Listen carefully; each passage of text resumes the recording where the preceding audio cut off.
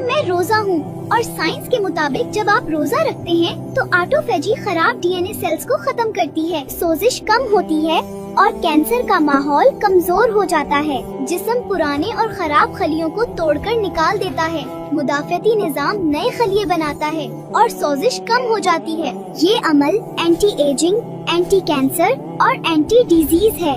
जब आप 0 से 6 घंटे रोजा रखते हैं तो जिस्म सबसे पहले ग्लूकोज यानी शुगर इस्तेमाल करता है और इंसुलिन लेवल भी हाई रहता है। जब आप 8 से 12 घंटे रोजा रखते हैं तो इंसुलिन लेवल गिरना शुरू हो जाता है, फैट बर्निंग ऑन हो जाता है और ब्लड शुगर मुस्तहकम होने लगती है। 12 से 16 घंटे के रोजे में इंसुलिन रेजिस्टेंस कम हो जाती है, जिगर और मसल्स शुगर को सही इस्तेमाल करते हैं, चर्बी से तवानाई बनती है, शुगर से नहीं। रोजा डायबिटीज और टाइप 2 डायबिटीज को कंट्रोल करने का मजबूत जरिया है।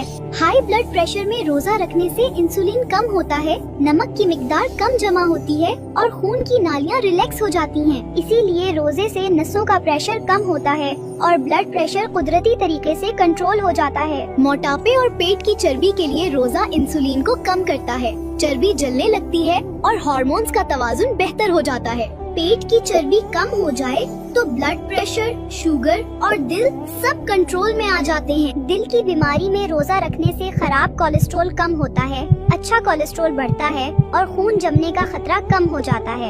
इसीलिए रोजे से हार्ट अटैक और फॉलिज का खतरा कम हो जाता है। स्ट्रेस, एंजाइटी और डिप्रेशन में रोजा कोर्टिसोल कम करता है, दिमाग का BDNF बढ़ाता है, दिमाग को सुकून मिलता है और जज्बात मुतवाजुन हो जाते हैं।